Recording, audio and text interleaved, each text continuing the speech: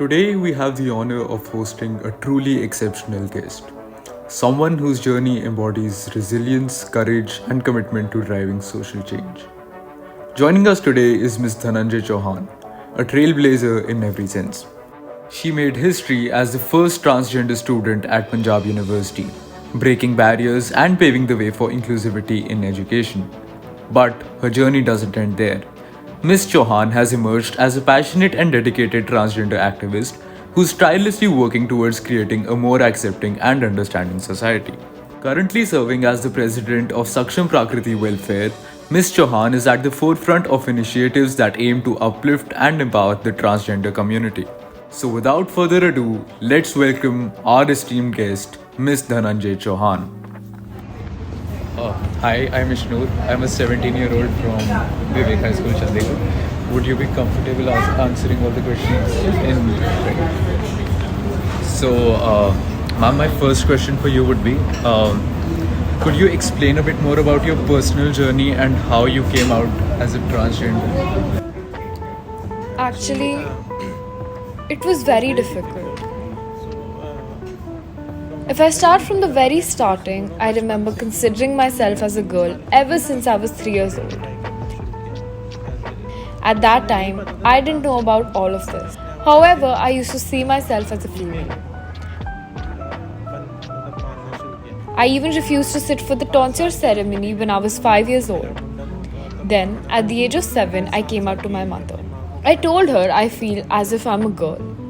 She was very shocked and tried to take me to a tantric who came up with the conclusion that a witch was residing within me. He performed several rituals to remove this so-called witch. However, it was no avail. Later on, I fell prey to gender dysphoria when I was in grade 9 and started suffering from anxiety and depression. I even attempted suicide. In short, my journey has been really hard, I'd say. And I don't think a few sentences would bring justice to whatever I have experienced, how I came out of the mental trauma that I was facing. My parents didn't support me. Society wasn't supportive at all.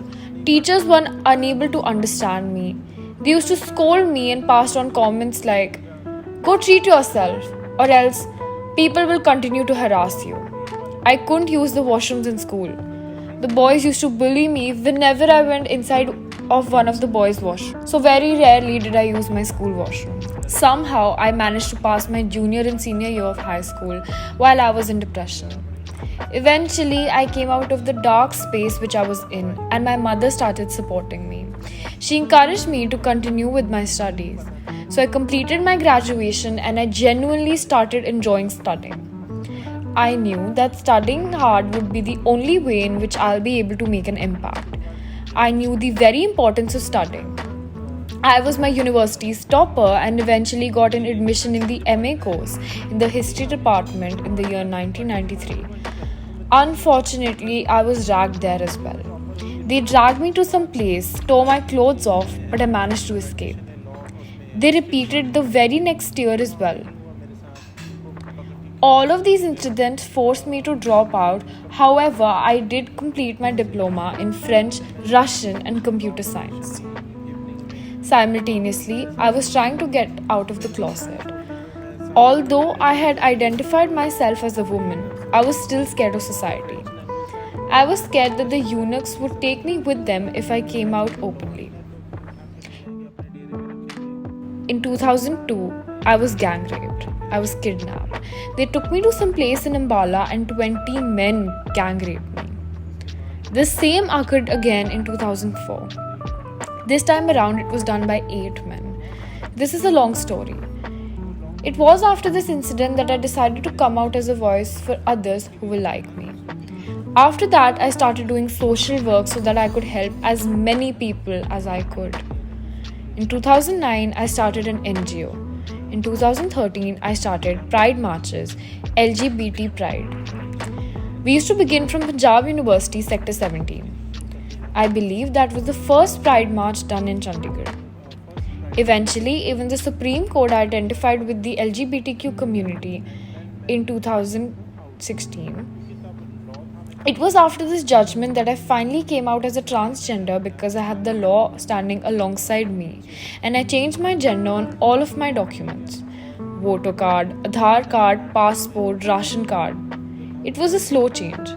I started living with my new identity and I took admission in the Punjab University once again.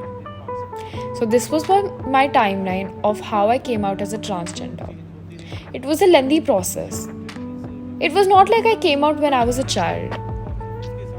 I believe that I wouldn't have been present here had I come out during my childhood. I'd probably be in some eunuch camp. I don't think I could have shared my thoughts openly in that case because the eunuchs don't really care about what you think about them. They only care about the money. Unlike them, we live with the society and lead a normal life. Don't get me wrong here. I'm not saying that the Kinner people are wrong. They are correct in their own place. It is the society who has been harsh towards them for several years, due to which they are like this.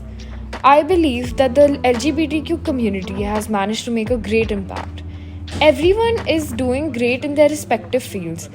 Many of them have joined the police force recently, becoming advocates, engineers. There is the one person who recently joined Punjab University STEM major, aspiring to be a scientist. She was given a special seat as a transgender. I'd say that the entire struggle as a community was not very easy. It was difficult for me to get admission in the university in the first place.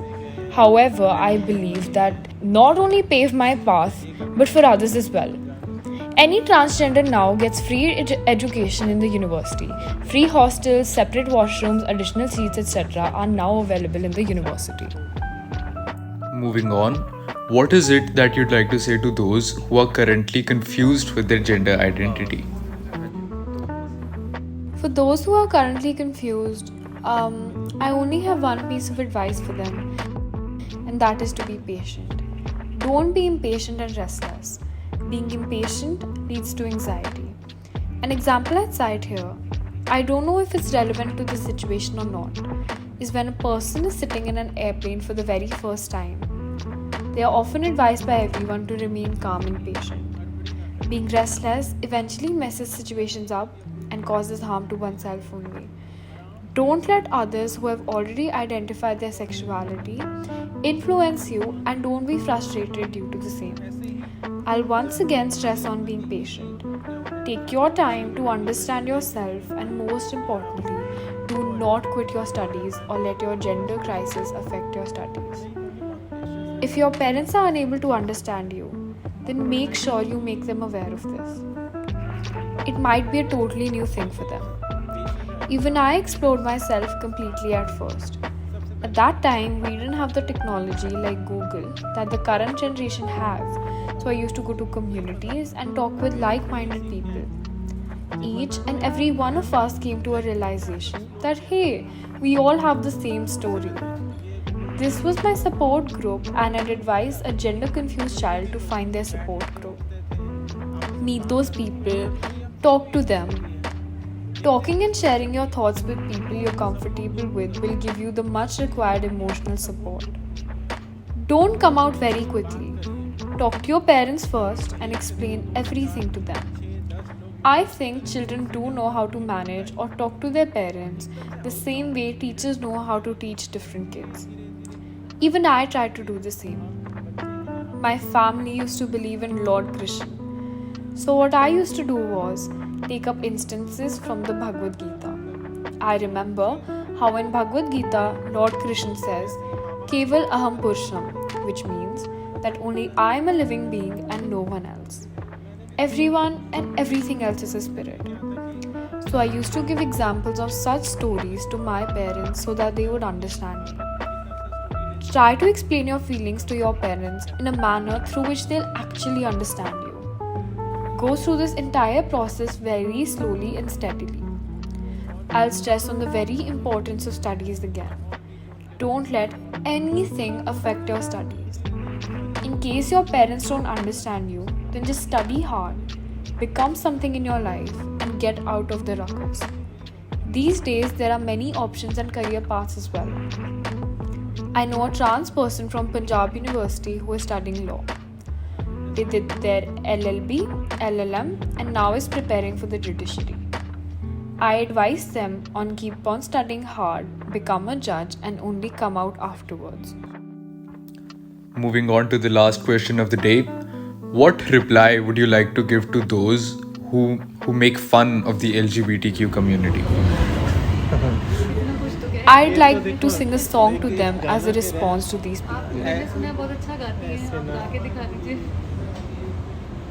कैसे नादान है शोलों को हवा देते हैं जुल्म उल्फत पे हमें लोग सजा देते हैं कैसे नादान है शोलों को हवा देते हैं जुल्म उल्फत पे हमें लोग सजा देते हैं कैसे नादान है शोलों को हवा देते हैं